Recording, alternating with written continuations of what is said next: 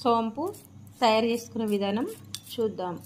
అన్నం తినంగానే ఒక స్పూన్ వేసుకుంటే మంచిగా అన్నము మంచి అరుగుదల మంచిగా ఉంటుంది, జీర్ణం మంచిగా అవుతుంది. ఈ సోంపుతో తయారు చేసుకునే విధానం చూద్దాం. మనము అన్నం తిన్నాక వేసుకుని సోంపు తయారు చేసుకునే విధానము ఇది. సోంపు పచ్చిది తీసుకున్నాం ఒక 50 గ్రాములు. 50 గ్రాములు ధనియా పప్పు. ఇప్పుడు తయారీ విధానం: పొయ్యి మీద కడాయి పెట్టి సోంపు వేసుకోవాలి. చిన్న మంట మీదనే వేయించుకోవాలి, అప్పుడే లోపటి నుంచి మంచిగా వేగి క్రిస్పీగా అవుతుంది.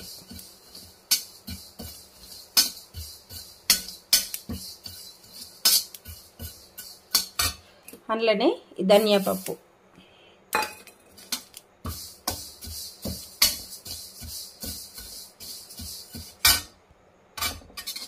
అన్నం తిన్నాక ఇది ఒక చిన్న టీ స్పూన్ అంత వేసుకుంటే మంచిగా జీర్ణం అవుతుంది. ఇప్పుడు ఎసిడిటీ ప్రాబ్లము, గ్యాస్ట్రిక్ ప్రాబ్లం ఇట్లాంటివన్నీ అవుతున్నాయి కదా. అన్నం తినగానే ఒక స్పూన్ తీసుకొని తినేస్తే అన్నం మంచిగా అరిగిపోతుంది.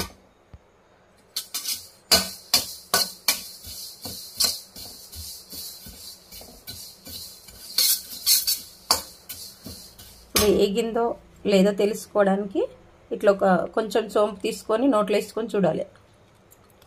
క్రిస్పీగా వస్తే ఏగినట్టు. నాకు ఇంకా కొద్దిసేపు వేగాలి.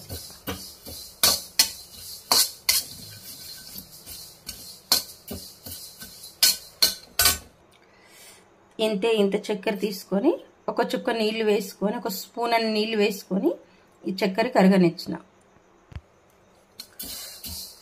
ఇప్పుడు మంచిగా వేగింది. ధనియా పప్పు సోంపు రెండు మంచిగా వేగినాయి.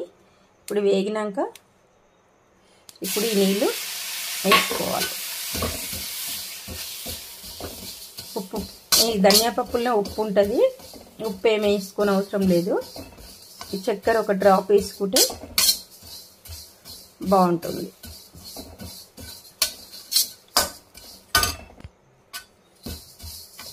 ఈ నీళ్ళన్నీ పోయి మళ్ళీ క్రిస్పీగా వచ్చేదాకా వేయించుకోవాలి.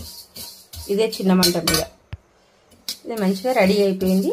ఇప్పుడు ఒక గిన్నెలకు తీసేసుకుందాం. ఇది చల్లగయ్యేదాకా ఫ్యాన్ గడుపు పెట్టి చల్లగైనాక ఒక గాజు సీసాలకు ఎత్తి పెట్టుకుంటే గాడుపు పోకుండా ఉంటుంది, క్రిస్పీగా ఉంటుంది. అంతేనండి. ఈ వీడియో కనుక నచ్చితే లైక్ చేయండి, షేర్ చేయండి, ఛానల్ని సబ్స్క్రైబ్ చేసుకోండి.